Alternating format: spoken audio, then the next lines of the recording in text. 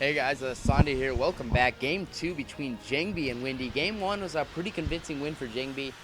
His late game control is just too good, and really basically was able to deflect any kind of harassment. And that's how hard it is to harass. So when you see pro gamers harass other pro gamers with those vultures, you know quite how tough it is. I mean, really, the vulture harassment was consistent, it was persistent, it was smart, in the right places. But pylon walls, dragoons in the right place, held to a minimal. Lost a lot of vultures, wasn't able to get a single kill on those vultures, really. All he was able to do was lay mines, but nothing that Jangbi couldn't clean up with dragoons and that observer there. And really, though, Game 2, this is going to be played on Outsider, and Outsider's actually PVT favors the Protoss here.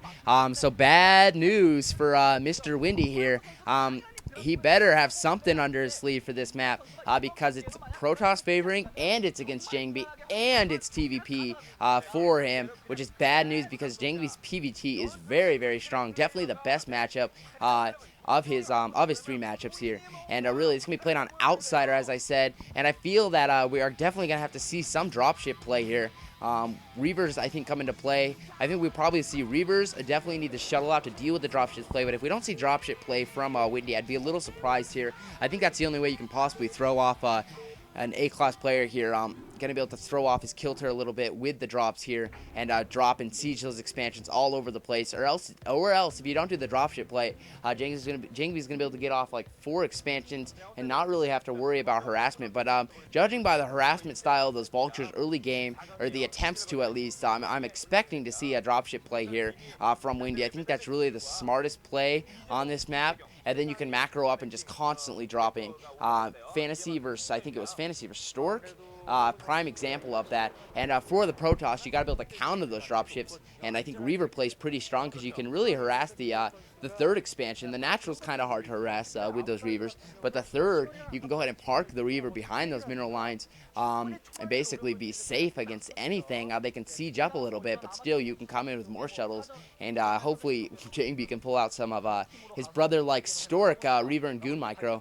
Nothing's more fun to watch actually besides Stork's 3 shuttles, goons, and reavers, the whole deal. That stuff right there could fight off wars and could make us a safer place. It is so effective. It is so fun to watch, and it's really exciting here. We do have the pylon warping. We aren't going to see any. Probably not going to see any cheese. A 2-gate, yeah, I mean, the pylon's in the base, so we aren't going to see any cheese, excuse me. We do have the 1 gateway warping in, probably going to see some 1-gate tech. I'm expecting to see Reavers, as I said. Outsider, a pretty hard map to play on. Definitely a map I'd recommend to play on. It's pretty fun, but it does take some knowledge. It's not just a map that you can be like, oh, okay, the starting positions are here.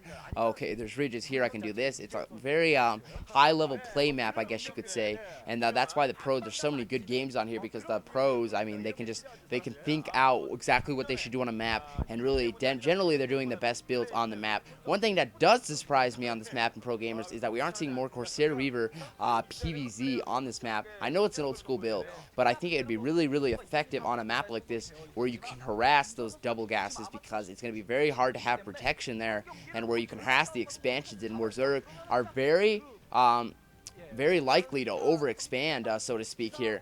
And I think that would be a great build for this map in PvZ. But anyways, let's focus on the game. It doesn't look like Jangbi is going to be able to get the scout in, and that kind of sucks for him. He's not going to know exactly what his opponent's doing. We do see the half-built supply depot, then start on the racks, and then go back to the supply depot just to deny that wall in. And or to deny the scout. Excuse me. I sound like I'm doing a rap. But anyways, if he's really focused on denying that scout, we probably are going to see the dropship build. I really hope we do. I really think it's the right build on this map. Factory going down here. Really standard play here. We do see 2 SCVs on the gas here, so we are going to see something a little more aggressive, it looks like. And Jangbi's going to have to, I mean, he has an idea of what's coming towards him, I'm sure. Going to build really a big thing if you can't get the scout and marine count, counting those marines. Pro gamers will try to hide them, but lower level players, I'm speaking about really the marine counts. And they're not really going to be able to do an early push without those marines. Definitely not a Gundam push, definitely not a Midas push, so to speak. And that Zealot's actually getting quite a few hits off on that SCV. Jangbi doing that 1 Zealot opening, I think it was just to help if his opponent did cheese against them, that he'd have that 1 Zealot to start against those marines to delay it and maybe get a marine kill if the Terran's micro wasn't up to par here. But really, it looks like Jangbi does have the probe in the top left. I'm not sure if it was putting a pylon down or if he's going to take an expansion. We are seeing an academy and an armory here. He's going to get that early Goliath out here. And kind of an interesting build, a little flash-like here. Going to be able to go ahead and get those upgrades pretty early. Probably get the Goliath, considering you couldn't get the Scout, and probably assuming it's Reaver, which isn't a bad guess. We won't know exactly what we see from Jangbi. We do have this machine shop almost up here, just warping in now. We do see the robotics facility and the Citadel here. It looks like we are going to see actually a DT drop here, but that Academy's up pretty early here, and that's exactly what you want. A nice play here by WinDy. He's going to be able to suspect that his opponent's going something if he's denying that ramp with the Zealot here, but really that Zealot's just going to come in here and see exactly what he's facing against. Only sees that one Marine. He knows he's against something. He's going to be able to put a little pressure on with the Zealot and the Goon here, and now that one Marine scooting back, going to take a couple free hits on the SCV, the tank, or on the supply depot, excuse me. I'm kind of slurring my words. I'm actually pretty tired. We've been on Nerd Rage here at my house. Right now, my brother's actually playing iCup, and I'm commentating. How nerdy is that? But we do have the Temporal Archives warping in. The shuttle should be in making. This first scan is up, though, and that's really the thing to note, and I think that's what he's trying to gather information on. We do have the second factory going up, so we're going to see pretty aggressive play here. And but he does have that one scan up, but the one scan, you can definitely delay a push with the DT, and that SCV, was he trying to trick it through or just stuck? I think he's trying to trick. Yeah, that's pretty embarrassing if he got it stuck like that. But anyways, Probe actually going to sneak in from the back here. Going to be able to see those two factories here. And now Jangbi knows, and he sees the Comstat station. More importantly, and now I'm interested to see how he's going to play this out. I think an expansion is the right move now, but he's got to have some units. He's probably going to keep those pumping. Does he have his second gateway? I think he does. But now he knows DTs aren't going to be the most effective thing, but more importantly, he's going to be able to delay the push that will come from his opponent here. We do see the third factory going up. Wow.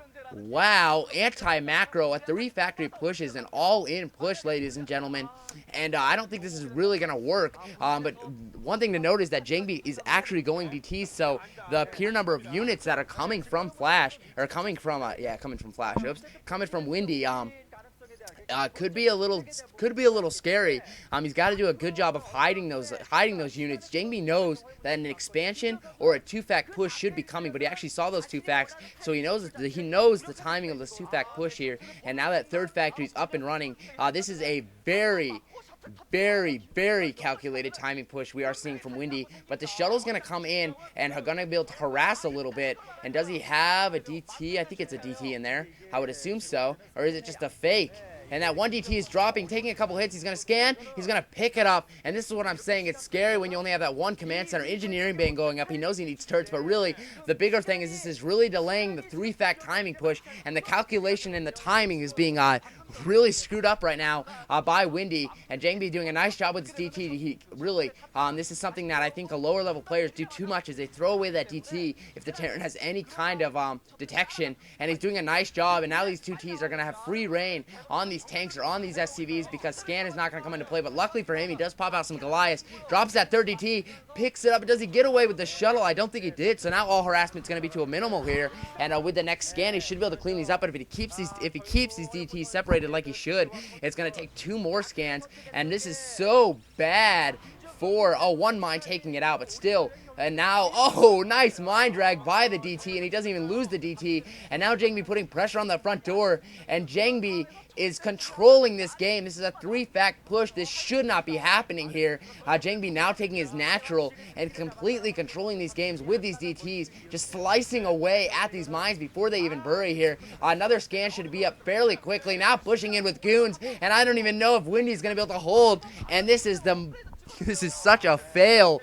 for a 3-fact push. Jangbi played this out perfectly, and a 3-fact push is a very calculated build, and these DTs threw him off, and his timing was so off, and doing a mind drag, actually picking off an SCV there, and more DTs on the way. A little cheesy, a little D-like iCup here, and Jangbi producing those DTs here, desperately trying to surround him, but with only that one scan, he's getting a lot of kills here, and more DTs coming in. GG. And that is a game forever remembered. A DT hater from now on, I am sure. And that is 2-0. And Jangbi's going to move on. WinDy's chances have ended. Actually going to be exited out of this tournament. It's going to lose here. No surprise there. He played Jangbi. I like the move on a 3-fact push, though I do like the decision making, I'd have to say. Just because hopefully if he could catch Jangbi off with an early expansion, he was able to deny the scout here. Really smart play, I'd have to say. But anyways, I want to get this in one YouTube part, so I'm going to stop talking. Thanks for listening, guys. Sunday signing out. Thanks, bye.